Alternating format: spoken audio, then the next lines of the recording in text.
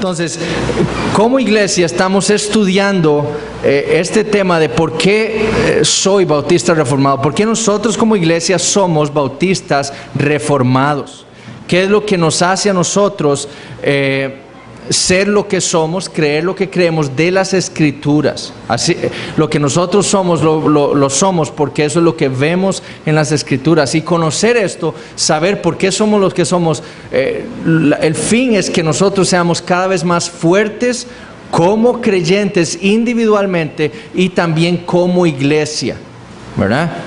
Entre más sepamos nosotros lo que creemos de las Escrituras, más fuertes seremos, ¿verdad? Y el fin último de eso es la gloria de Dios. Entre más consistente sea nuestro entendimiento bíblico, entonces mayor va a ser el testimonio de la gloria de Dios que nosotros como iglesia daremos al mundo. ¿Ok? Y ese es nuestro fin. Habíamos visto la semana pasada parte de la segunda sección de la Confesión Bautista de Londres de 1689, que tenía que ver con el federalismo. Recuerden que la Confesión de Fe tiene 4 secciones, una de principios fundamentales, la segunda sección que va del capítulo 7 al 20 de nuestro federalismo, nuestra teología del pacto divino. Y la tercera sección que tiene que ver con la vida teocéntrica, y una cuarta sección de 2 capítulos, capítulo 31 y 32, que tiene que ver con escatología o la doctrina de los últimos días. Y el resto, y sí les quiero aclarar una cosa, o sea, yo no estoy aquí dando una clase de la confesión. Okay, yo estoy yendo muy superficialmente de lo que la confesión enseña acerca de las doctrinas bíblicas. Entonces, si voy rápido es por eso. Y yo asumo que los que son miembros ya se leyeron la confesión. Y aquí lo que estamos haciendo es nada más aclarando ciertos puntos que pueden ser controversiales o difíciles. Pero les animo a que cuando vengan, traigan su confesión y estamos revisando ahí los párrafos y lo que se va comentando de ella. Pero esto es un repaso muy superficial de la confesión. Aquí no estamos estudiando la confesión, sino es un inicio de por qué somos lo que somos, es nuestras creencias, y nuestras creencias están resumidas en nuestra confesión de fe. Entonces, esa sección segunda del federalismo tiene otros capítulos que no vamos a ver hoy. Nos vamos a enfocar ahora en la vida teocéntrica para entrar después al final en la teología federal nuestra, o la teología del pacto. Y vienen otros capítulos de la adopción, de la santificación, de la fe salvadora, que es, ahí se explica, del arrepentimiento para vida y la salvación, de las buenas obras, de la perseverancia de los santos, de la seguridad de la gracia y de la salvación. Habla también de la ley de Dios y su uso para nosotros como cristianos, ¿verdad? Y también el capítulo 20 trata del Evangelio y del alcance de su gracia, el alcance de la gracia del Evangelio. Entonces, eso es lo que resume esa segunda sección. Ahora, la tercera sección tiene que ver con la vida teocéntrica, o esa vida centrada en Dios del cristiano. Y el capítulo 21, que trata sobre la libertad cristiana y la libertad de conciencia, es uno de los capítulos más importantes de nuestra confesión. De hecho, es el capítulo con el que inicia esta sección. Y es especialmente importante por lo que los bautistas particulares del siglo XVII habían pasado en su historia como iglesia, como conjunto de hermanos que estaban unidos doctrinalmente. Esa doctrina de la libertad cristiana es la doctrina que guía el cristianismo, por así decirlo. Según muchos de los reformadores, después de la doctrina de la justificación por la fe, que era la primera doctrina fundamental de la Reforma, la segunda doctrina fundamental de la Reforma, como les había dicho, es la doctrina de la libertad cristiana. Y Calvino resumía esto diciendo: toda la suma de la vida cristiana está contenida ahí, en esa doctrina. Y por lo tanto escribió: debemos, por el contrario, poner toda nuestra diligencia para que una doctrina tan necesaria como esta no sea sepultada y arrinconada. Los bautistas particulares, como los reformadores antes que ellos, lucharon por esa doctrina, por la doctrina de la libertad cristiana. Y debemos recordar a reformadores como Lutero y Calvino, que lucharon ¿contra quién? Contra la Iglesia Católica Romana, la cual afirmaba tener autoridad sobre las conciencias de los hombres. Y les ordenaba a todos los hombres que creer lo que la Iglesia decía. Punto. No se trataba de lo que la Biblia decía, no, se trataba de que no importaba. Primero, las personas no tenían la Biblia en su idioma, entonces no podían, ellos tenían que creer lo que la Iglesia les enseñara. Ellos tenían la autoridad sobre sus conciencias. Y les ordenaba creer sus pronunciamientos originados, como vemos, si hacemos un análisis de las doctrinas católicas romanas, se originaban en la mente humana y no en la sabiduría de Dios. Para el siglo XVII, estos separatistas también querían luchar contra otro grave error, no solo el de la Iglesia Católica Romana, sino también lo que había sucedido en Inglaterra. En Inglaterra se había luchado por que el Estado tuviera autoridad sobre la Iglesia, ¿cierto? Eso fue lo que estudiamos. Y entonces se le imponía al pueblo la religión del Estado. Y entonces los bautistas particulares y estos separatistas en particular lucharon contra eso. No. Hay una separación que la Biblia enseña entre la Iglesia y el Estado. Y los presbiterianos, los congregacionalistas y particularmente los bautistas particulares lucharon por defender esa doctrina de la libertad cristiana, por medio de la cual ellos estaban enseñando, apegados a la Escritura, que ni la Iglesia, escuchen esto, ni la Iglesia ni el Estado tenían autoridad total sobre las conciencias de los hombres. La Iglesia no le puede decir a los hombres lo que tienen que creer. Eso no es lo que nuestra confesión se supone es. Nuestra confesión, cada uno de los miembros de esta iglesia afirman estas cosas. Aquí no se le ha impuesto a nadie que deba creer eso. Entonces, eso es lo que lucharon los bautistas particulares y los separatistas del siglo XVII. La Iglesia no tiene el derecho de imponerle a nadie lo que debe creer. Ni el Estado tampoco, ¿verdad? No tenemos autoridad sobre la conciencia del cristiano. La autoridad para el cristiano es la Biblia. Esa es la única autoridad para el cristiano. Y no hay nada que debamos hacer nosotros como iglesia o como personas, el Estado, para traicionar nuestra conciencia. No solo como dice el párrafo 1 de nuestra confesión, si ustedes lo tienen ahí lo pueden revisar, Dios le ha dado libertad del pecado y del poder de Satanás al creyente, y libertad también de su ira, sino también nos ha dado libertad para que nos acerquemos a Él por medio del Espíritu Santo. Y Dios también, como dice el párrafo 2 de nuestra confesión, ha libertado a su pueblo de doctrinas y mandamientos de hombres que no estén en su palabra o que vayan en contra de ella. Para los separatistas del siglo XVII, ellos también querían refutar ese error liberal, aquellos que afirmaban la doctrina de la libertad cristiana para hacer y vivir sus vidas como les daba la gana.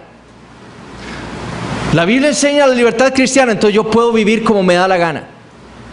Contra ese error también quisieron luchar los bautistas particulares del siglo XVII en nuestra confesión también. Contra ese error de soy cristiano y puedo vivir mi vida entonces como un demonio.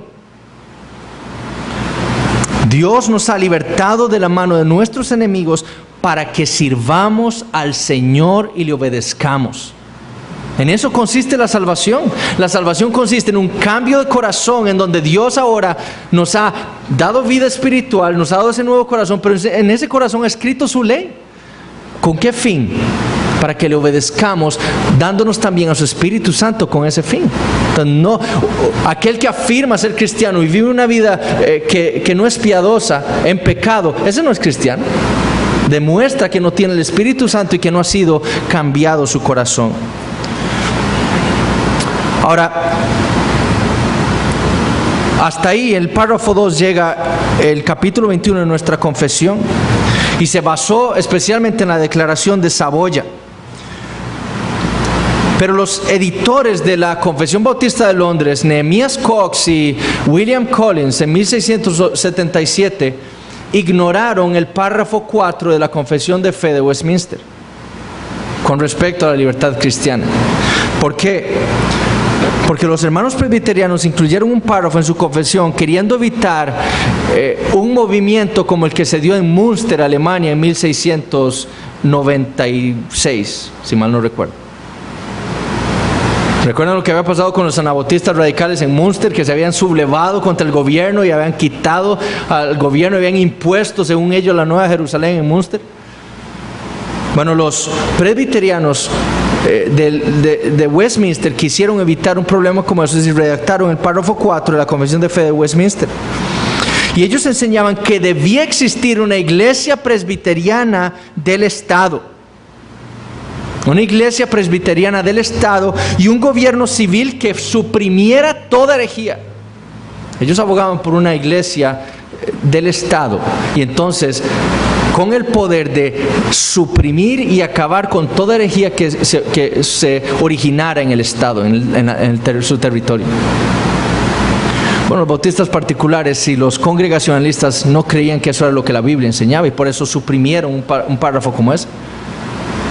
Porque hay una separación bíblica entre el Estado y la iglesia, en donde el cristiano, la iglesia, no debe inmiscuirse en los asuntos del Estado con el fin de promocionar sus doctrinas, ni el Estado tiene autoridad sobre la iglesia para imponer cosas. Es decir, la iglesia no debe inmiscuirse en los asuntos del Estado en cuanto a que el Estado entonces, usted tiene que quitar tal herejía, que eso no es bíblico, tiene que suprimirla, meterla a la cárcel a esos herejes, que era lo que pasaba en ese entonces. La iglesia no está llamada a eso. Hay una separación bíblica entre la iglesia y el Estado. Y la Confesión de Fe de Westminster, al final del párrafo 4, decía que a esas personas, a los herejes, se les puede llamar legalmente a cuentas y se les puede procesar por la disciplina de la iglesia. O sea, esa persona no iba a la iglesia, pero ellos tenían que ir a una iglesia presbiteriana del Estado, eso es lo que ellos promovían, ¿verdad? Y entonces, si enseñaba herejías, entonces era acusado legalmente y también puesto en disciplina de la iglesia, ¿verdad? Nuestros antepasados en la fe lucharon por la doctrina de la libertad cristiana y esa separación de la iglesia y el Estado. Y rechazaron la idea de que el Estado tuviera autoridad sobre la iglesia y que la iglesia también se inmiscuía en los asuntos del Estado. Esos herejes, eso es lo que los bautistas particulares confiaban. Esos herejes tendrán un juez último, que es Dios. Pero no es el Estado el juez de los herejes, es Dios. Y con Él se las tendrán que ver. Pero no debe haber un Estado con autoridad para suprimir cualquier cosa o asunto religioso.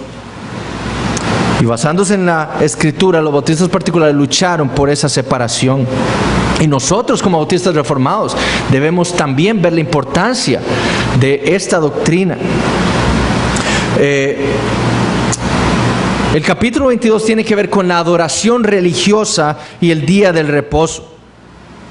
Ahora, el foco de atención de este capítulo es la adoración de la iglesia bajo el nuevo pacto.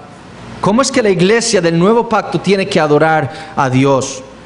O como dice el párrafo 6, la iglesia bajo el evangelio.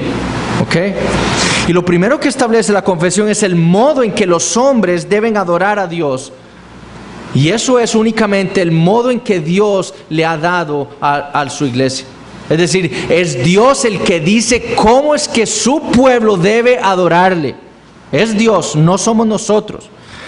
Y el párrafo 1 dice: por su propia voluntad, la de Dios, revelada, que no se debe adorar a Dios conforme a las imaginaciones e invenciones de los hombres o a las sugerencias de Satanás, ni bajo ninguna representación visible, ni en ningún otro modo no prescrito en las Sagradas Escrituras.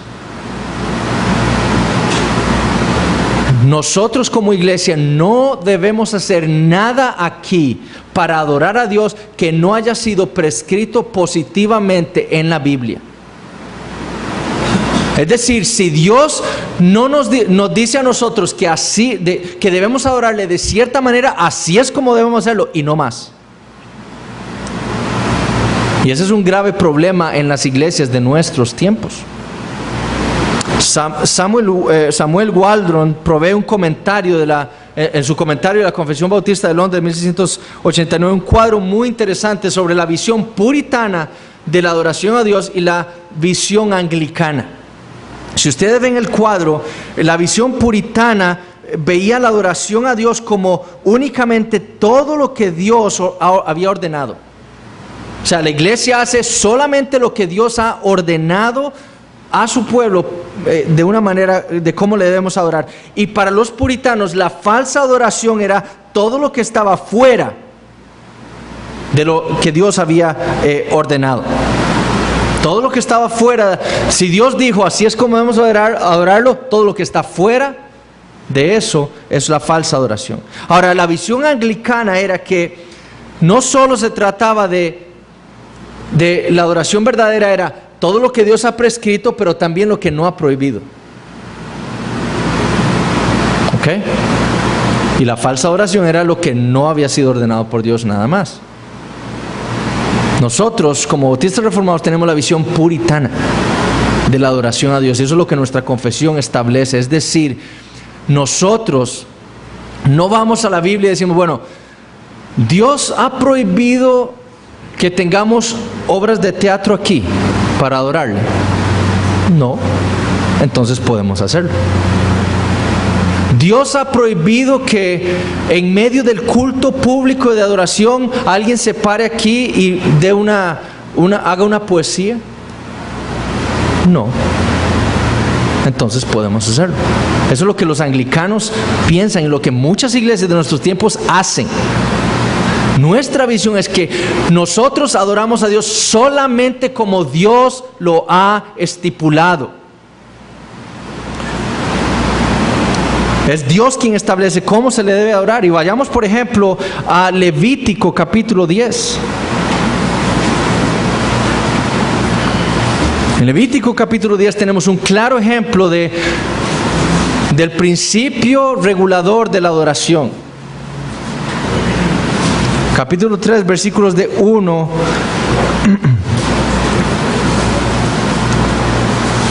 al 3.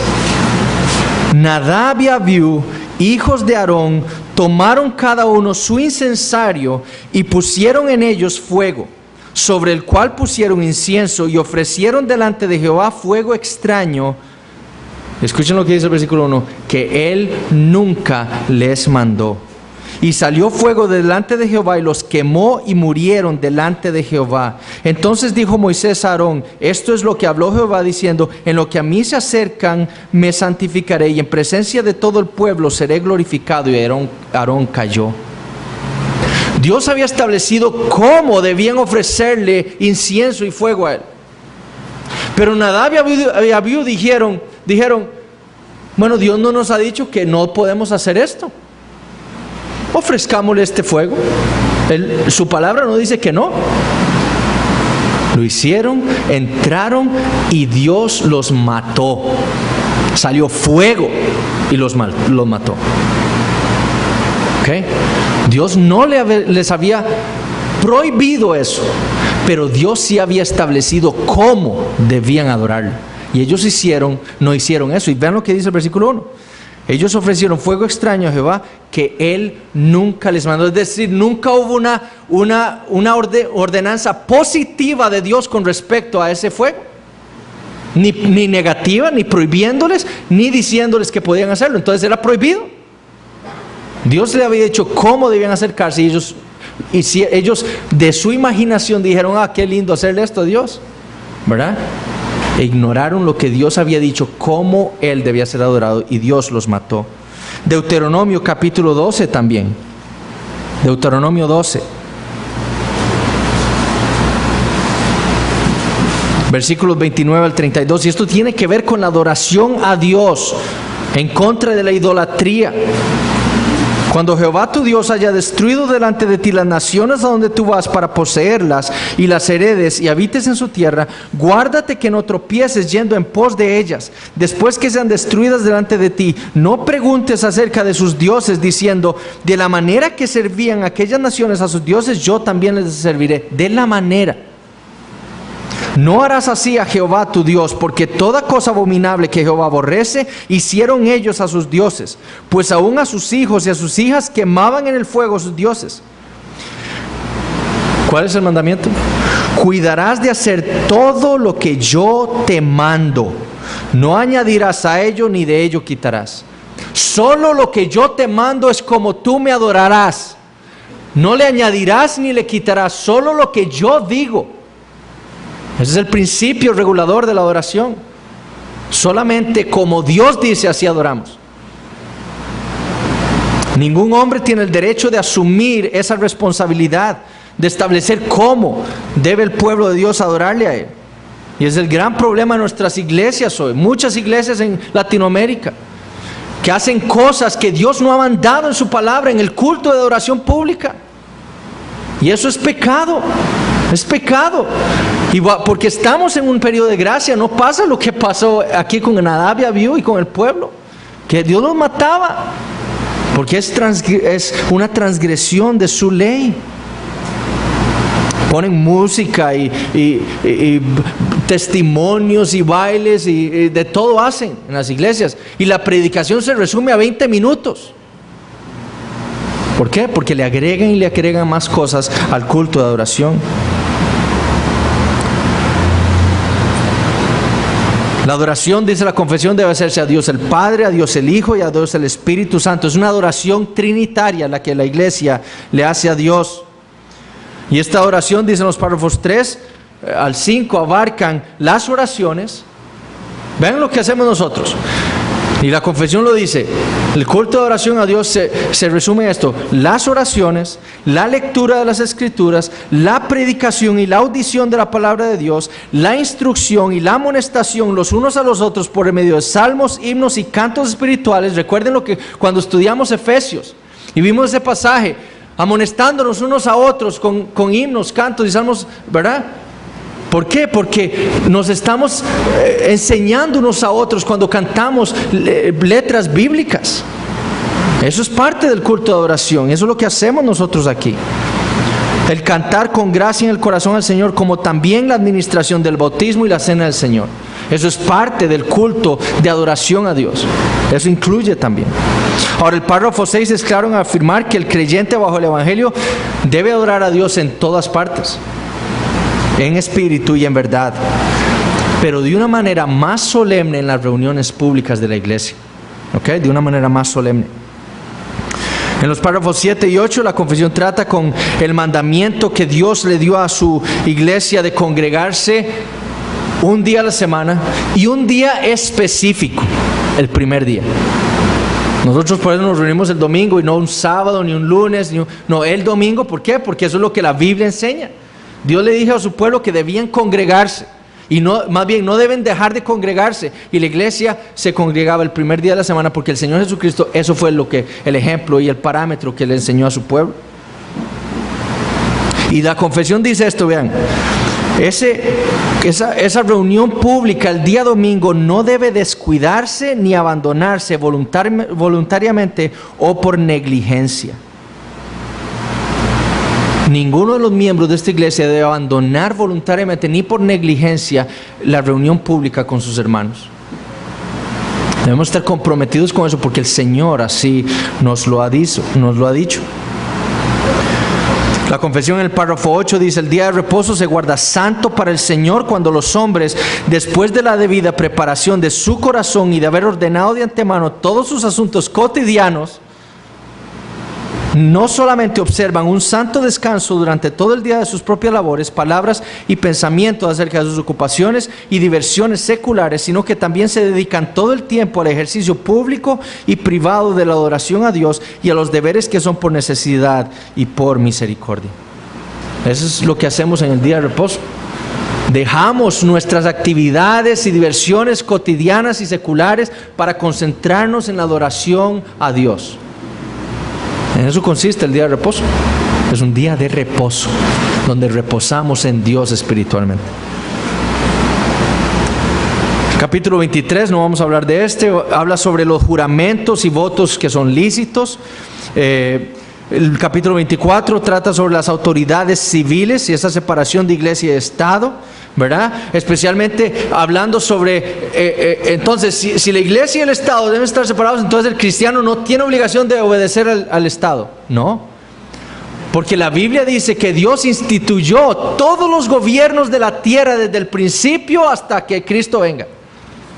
Todos los gobiernos son instituidos por Dios, Romanos 13, ¿verdad? Dios pone y quita reyes, es Él, ¿verdad? Entonces, si Dios pone un gobierno, entonces ¿qué debe hacer el cristiano?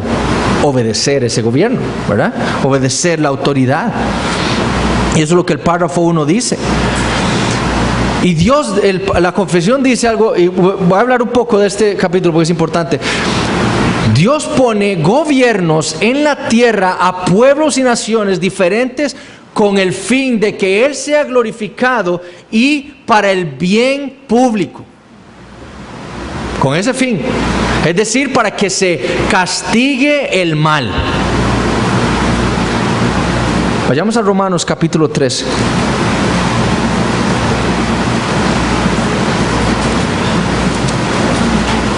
Le pido al Señor que esto que vamos a ver no sea tropiezo para nadie, pero es lo que dice la Biblia. Romanos 13, versículo 1. Sométase toda persona a las autoridades superiores, porque no hay autoridad sino de parte de Dios, y las que hay por Dios han sido establecidas. De modo que quien se opone a la autoridad, a lo establecido por Dios resiste, y los que resisten acarrean condenación para sí mismos. Porque los magistrados no están para infundir temor al que hace el bien, sino al malo. ¿Quieres pues no temer la autoridad? Haz lo bueno.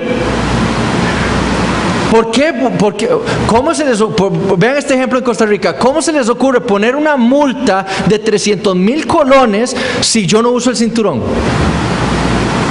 Haga lo bueno y obedezca la ley y no es castigado, ¿verdad? Pero vean la mente humana cómo actúa, ¿verdad?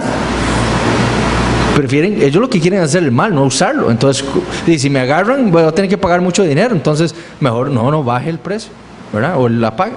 Entonces, haga el bien. No quiera temer, haga el bien. Haz lo bueno y tendrás alabanza de ella. Versículo 4. Porque es servidor, la autoridad, el gobierno de Dios para tu bien. Pero si haces lo malo, teme.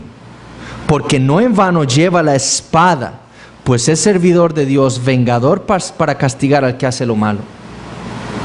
La espada no es para disciplinar a nuestros hijos. ¿Para qué se usa una espada?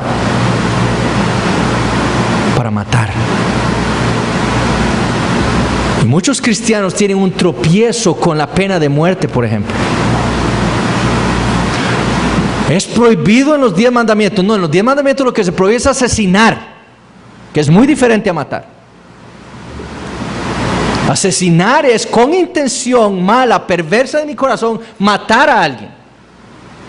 Pero matar no siempre es pecado, porque Dios mató a muchas personas y todos estaban condenados de pecado. Cuando Dios sacó a Israel de Egipto, eso lo vimos, era con el fin no solo de su gloria, de salvar a su pueblo, pero también de llevar el castigo suyo a todas esas naciones paganas, matando hombres, mujeres y niños, ¿cierto? ¿No es eso lo que dice la Biblia?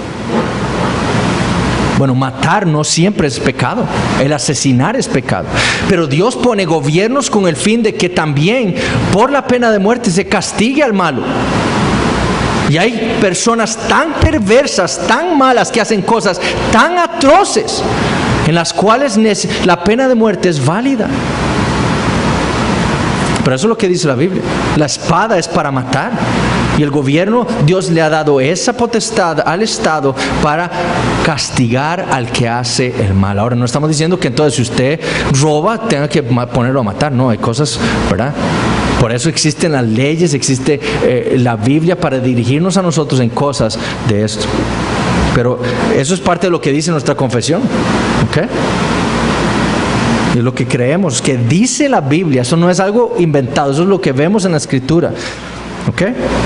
Y también la confesión habla de que el cristiano puede participar de la autoridad civil, ser parte de ella, ¿verdad? Con ese fin, buscando el bien público y la gloria de Dios, ¿verdad? No para entonces promover lo que... Entonces busquemos ahora que Costa Rica crea todo lo que nosotros queremos. No, ese no es el fin. El fin es que se haga el bien para la gloria de Dios. El capítulo 25 trata sobre el matrimonio. Lo único que no trata nuestra confesión es sobre el divorcio, ¿ok?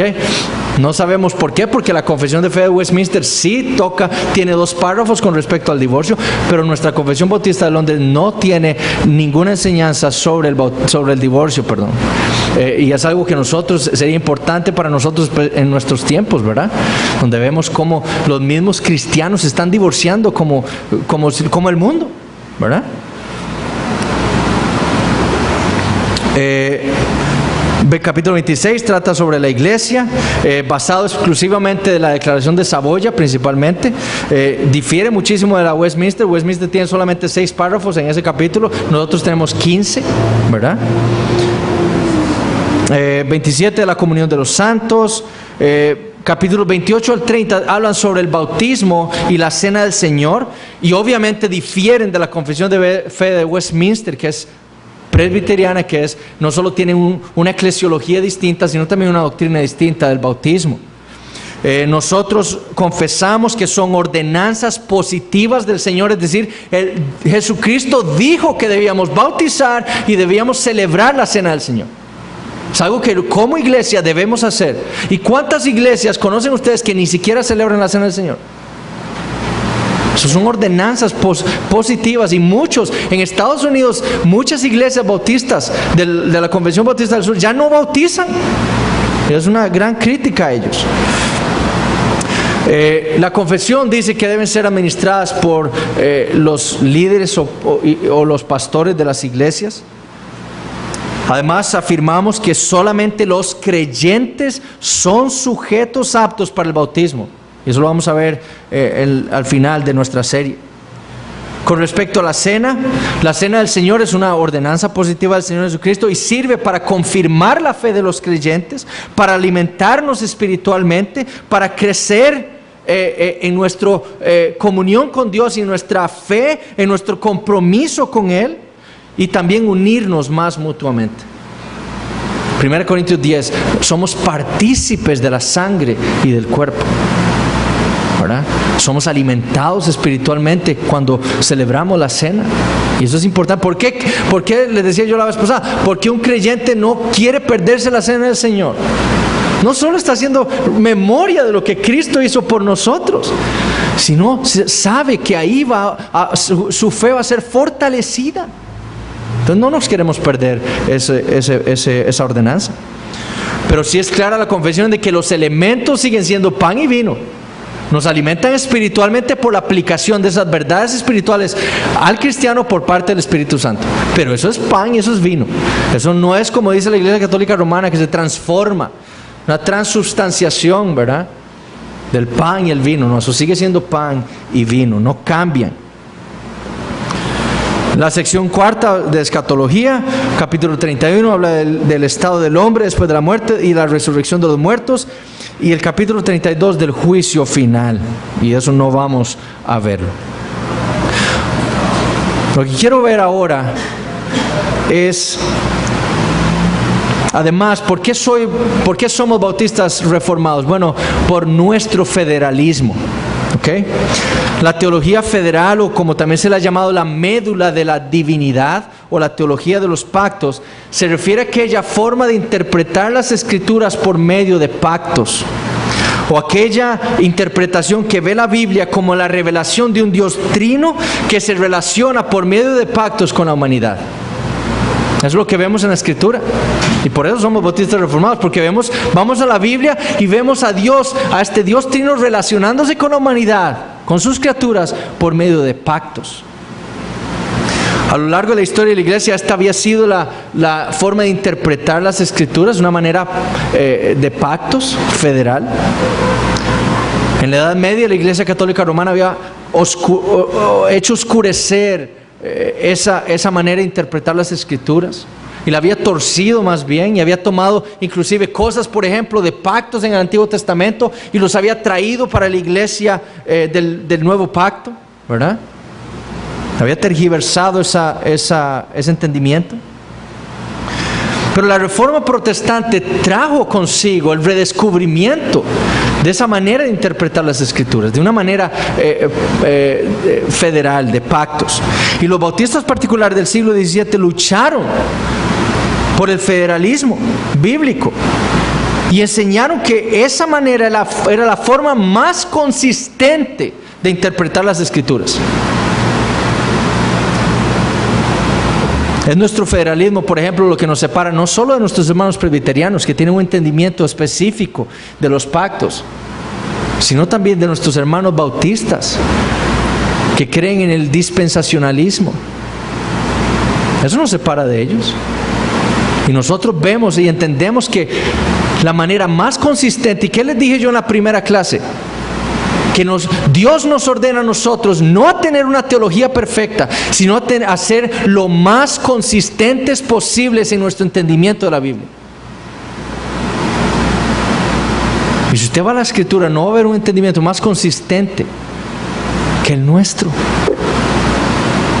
Y eso lo vamos a ver en estas semanas. Y eso nos divide de nuestros hermanos presbiterianos y de nuestros hermanos bautistas dispensacionalistas. Entonces, lo primero que debemos definir es qué es un pacto. Existen diversas definiciones. Meredith Kline, un teólogo reformado, profesor de Westminster, del seminario de Westminster, lo definió así: es una relación bajo sanciones, una relación entre Dios y el hombre bajo sanciones o con estipulaciones, ¿verdad? La manera en que los bautistas reformados hemos entendido la enseñanza bíblica de los pactos nos ha llevado a una definición un poco más específica. Y lo entendemos así: es un arreglo dado soberanamente por Dios, por medio del cual el hombre puede ser bendecido. Un arreglo dado soberanamente por Dios, es Dios el que hace el pacto, no somos nosotros. Un arreglo dado soberanamente por Dios, por medio del cual el hombre puede ser bendecido. El fin es ese, que el hombre sea bendecido. Y esa es la manera en la que vemos consistentemente a Dios pactando en las Escrituras. ¿Cuáles son los pactos bíblicos? Cuando leemos la Biblia y la intentamos interpretar consistentemente, podemos llegar a distinguir 3 pactos divinos, o 3 arreglos hechos con Dios soberanamente con el hombre para su bien o para bendecirle. El pactum salutis, esos son términos latinos que los usaron los reformadores: el pactum salutis, el pactum ad opera y el pactum gratis. El pacto de la redención, pactum salutis; el pacto de obras, pactum ad opera; y el pacto de gracia, pactum gratis. Ahora, debemos tener claro que en la Biblia no se usan esos términos. En la Biblia no encontramos y el pacto de gracia, y el pacto de la redención, y el pacto de obras. Eso no lo encontramos en la Escritura. Pero no por eso no son bíblicos. Porque nosotros no encontramos en la Biblia la palabra Trinidad. Pero nuestro entendimiento de la Escritura es que Dios es un Dios trino: 1 en sustancia, 3 en personas. Y es bíblico. Nosotros vamos a la Escritura, nuestros antepasados fueron a la Escritura a buscar quién es Dios, y sistematizaron la doctrina de Dios en la Trinidad, por ejemplo, y usaron ese término, la Trinidad, para nuestro mejor entendimiento. Bueno, nosotros vamos a la Escritura y vemos esa enseñanza de estos pactos, que a pesar de que no están ahí mencionados, usados esos términos específicos, los encontramos ahí implícitos en la Escritura.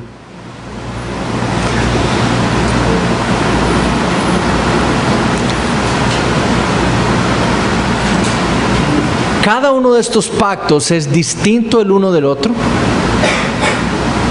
¿verdad? Y lo vamos a ver, pero muestran una unidad en el plan divino de la redención. ¿Ok? O sea, son distintos uno del otro, pero todos van a formar una unidad en la revelación divina de su plan de redención de los hombres. Veamos primero el pacto de la redención. Este pacto se refiere al acuerdo que hubo en la eternidad entre las tres personas de la Trinidad, con el fin de salvar pecadores por gracia.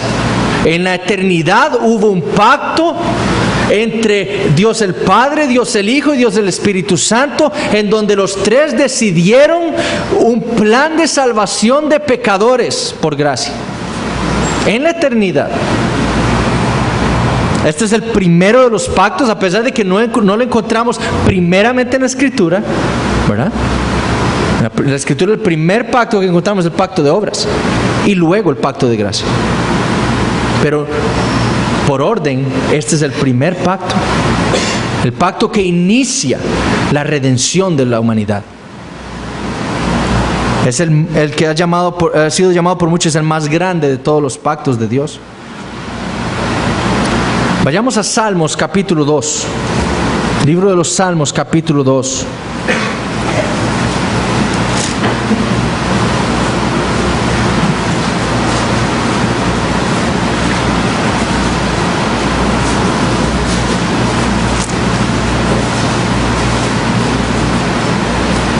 Versículo 6. Pero yo he puesto mi rey sobre Sión, mi santo monte. Yo publicaré el decreto. Jehová me ha dicho: mi hijo eres tú, yo te engendré hoy. Pídeme y te daré por herencia las naciones, y como posesión tuya los confines de la tierra. ¿Qué tenemos ahí? Lo que tenemos es una conversación que David, inspirado por el Espíritu Santo, registra entre Dios Padre y Dios Hijo, que tuvo que haberse llevado a cabo en la eternidad únicamente. Y ese es un pacto hecho del Padre al Hijo, en que éste sería resucitado luego de que fuera muerto por sus enemigos en el versículo 1, y que luego sería entronado como el Redentor de su pueblo y temido. Ese es el pacto que Dios el Padre hace con el Hijo. Va a morir, pero va a ser resucitado y va a ser entronado como el Redentor. Ese pacto ocurre en la eternidad. Isaías 42. Isaías capítulo 42. Versículo 5. Así dice Jehová Dios, creador de los cielos y el que los despliega, el que extiende la tierra y sus productos, el que da aliento al pueblo que mora sobre ella y espíritu a los que por ella andan. Yo Jehová, ¿a quién ha llamado al siervo de Jehová? ¿Okay? Que es el Mesías. Ya me perdí.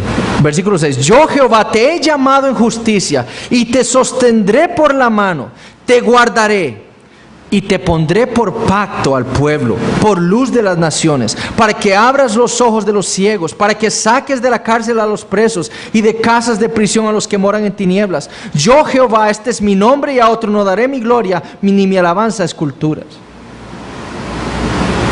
Dios hizo un pacto con el Hijo de darlo a Él como pacto para dar luz a las naciones. Es un pacto divino. Tenemos otra conversación ahí entre el Padre y el Hijo. Una promesa, un pacto entre ellos para redimir al pueblo de Dios. Pero en el Nuevo Testamento tenemos también pistas de un pacto hecho en la eternidad entre el Padre y el Hijo. En Juan 6, versículos 37 en adelante, el Señor Jesús dice: todo lo que el Padre me da vendrá a mí, y al que en mí viene no le echo fuera, porque he descendido del cielo no para hacer mi voluntad, sino la voluntad del que me envió. Y esta es la voluntad del Padre, el que me envió, que de todo lo que me diere no pierda yo nada, sino que lo resucite en el día postrero. Cristo vino a la tierra porque antes, en la eternidad, el Padre le había entregado a él un pueblo. Era un pacto. Y Cristo vino para hacer la voluntad del Padre, esa voluntad que le dijo, entraron en un pacto la Trinidad y dijo, yo he elegido un pueblo, tú vas a venir, vas a morir por ellos, vas a darles vida, justificarlos, santificarlos, y el Espíritu Santo va a aplicar la redención en sus vidas. Y yo prometo que no vas a perder ninguno de ellos. A los fariseos Jesús les dice en Juan 10:29, mi Padre que me las dio, hablando de las ovejas, es mayor que todos y nadie las puede arrebatar de la mano de mi Padre. Mi Padre que me las dio, ¿cuándo? En la eternidad. Dios el Padre le dio al Hijo esas ovejas. En su oración sacerdotal en Juan 17:9, Jesús le pide al Padre, yo ruego por ellos, no ruego por el mundo, sino por los que me diste, porque tuyos son. En la eternidad el Padre le dio a un pueblo a él. Ahora la pregunta es, ¿cuándo fue que el Padre le dio a esas personas o hizo ese pacto con el Hijo? Nosotros estamos diciendo que en la eternidad. Bueno, ¿por qué? Bueno, porque la Biblia lo dice. Pablo en su epístola a los Efesios, capítulo 1, versículos 3 y 4, Pablo dice esto: bendito sea el Dios y Padre de nuestro Señor Jesucristo, que nos bendijo con toda bendición espiritual en los lugares celestiales en Cristo, según nos escogió en Él antes de la fundación del mundo. En la eternidad, antes de que Dios creara el universo, Dios el Padre le había escogido un pueblo y se los había dado a Cristo. Y en Cristo fue escogido ese pueblo. En la eternidad. El apóstol Pedro afirma lo mismo en 1 Pedro 1, versículos 19 y 20. Diciendo, sino con la sangre preciosa de Cristo, como de un cordero sin mancha y sin contaminación, ya destinado desde antes de la fundación del mundo, pero manifestado en los postreros tiempos por amor de vosotros. En la eternidad, ya la segunda persona de la Trinidad habían quedado en un pacto de que Él iba a venir y derramar su sangre preciosa para redimir a su pueblo. En la eternidad, en un pacto intratrinitario, el pacto de la redención. El estudio cuidadoso de la Biblia nos obliga a nosotros, como dice Arthur Pink, a concluir y confirmar la existencia de un pacto eterno entre Dios el Padre y Dios el Hijo, en el cual ellos acordaron bendecir a la humanidad, salvándola de sus pecados, a estos hombres que Dios ha escogido en la eternidad, por gracia. Ese es el pacto de la redención. Y ese pacto, como veremos en el resto de los pactos, fue ejecutado en el tiempo por el Espíritu Santo.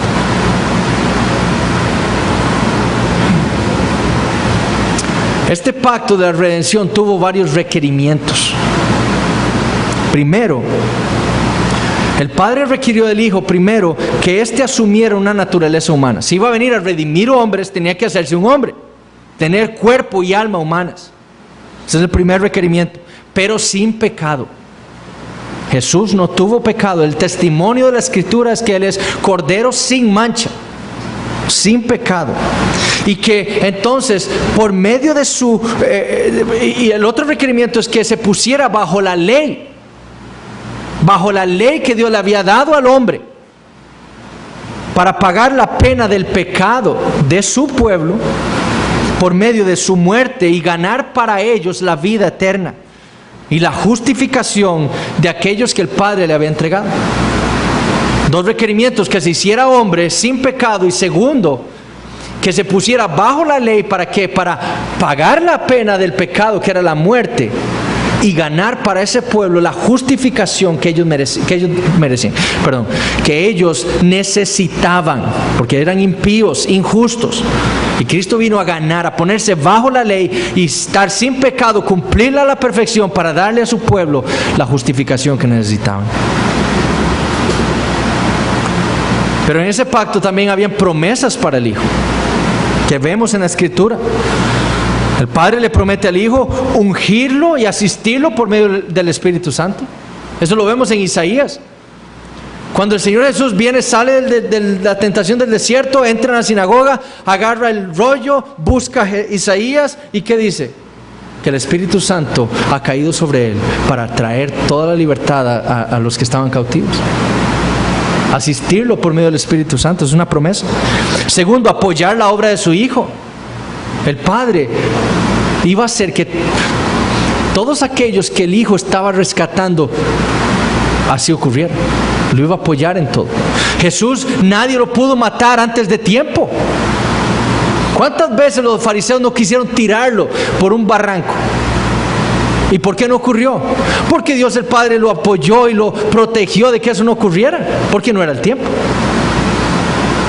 Porque todavía Jesucristo estaba haciendo su obra en la tierra. Tercero, guardarlo del poder de la muerte y sentarlo a su diestra. Jesucristo no permaneció, como vimos en Hechos 2, en la tumba, como David. Él fue guardado del poder de la muerte. Él no permaneció ahí. La muerte no tuvo poder sobre él, sino que fue resucitado. Y después el Padre lo sentó a su diestra, como le prometió. Y cuarto, enviar a su Espíritu Santo para que Él terminara la obra de la edificación de la iglesia. Otra promesa de ese pacto. Y eso es lo que vemos. No dijo Jesucristo que Él y el Padre iban a enviar el Espíritu Santo. ¿Ah? ¿Sí? Es lo que la Biblia dice. Y es el Espíritu Santo el que está obrando en medio de su pueblo, edificando la iglesia. Y el Hijo también se le promete una recompensa en ese pacto. Primero, que los elegidos por Dios el Padre, los que a Él le dio en sus manos, serán preservados siempre. Ni uno se perderá. Es lo que Cristo dice en Juan 6. Todos los que el Padre me da, por todos esos moriré y ni uno más. Eso es lo que dice Jesús ahí. A esos resucitaré solamente. A esos daré vida eterna nada más. Ni uno se perderá. Si uno de esos elegidos se hubiera perdido, Cristo hubiera pecado contra su Padre. Y eso es una blasfemia si pensamos eso. Cristo fue sin pecado. Él cumplió perfectamente la misión que el Padre le había encomendado en la eternidad. Él entregó un pueblo, sálvelo. Cristo fue a ese pueblo el que salvó. Y segundo, el Padre le promete y le da como recompensa lo que vimos en el Salmo 2 y en otros salmos. Un pueblo de toda raza, toda nación y toda lengua, que al final estará adorándole a Él por toda la eternidad. Eso es lo que el Hijo ganó con su sangre. Un pueblo de toda raza, toda nación y toda lengua. Y que al final estarán delante de Él, todos arrodillados, adorándole por la eternidad. Y después en la Nueva Jerusalén estaremos en los nuevos cielos, nueva tierra, pero Nueva Jerusalén, iglesia. En los nuevos cielos y nueva tierra estaremos haciendo todo para su gloria. Con Él para siempre. Pero eso es la recompensa del Hijo. Ahora, la otra semana vamos a ver el pacto de obras. ¿Qué es? Si existe un pacto de obras, si es bíblico o no. Y vamos a ver también el pacto de gracia y cómo debemos entender el pacto de gracia, que en él están incluidos varios pactos de Dios con los hombres y cómo ellos tienen a pesar de ser distintos, mantienen una unidad entre ellos con un propósito progresivo que culmina en el nuevo pacto. ¿Ok? Entonces, si tienen alguna pregunta, me la pueden hacer. Si no, tenemos un tiempo para saludarnos unos a otros y ya en poco estamos empezando el culto. Gracias.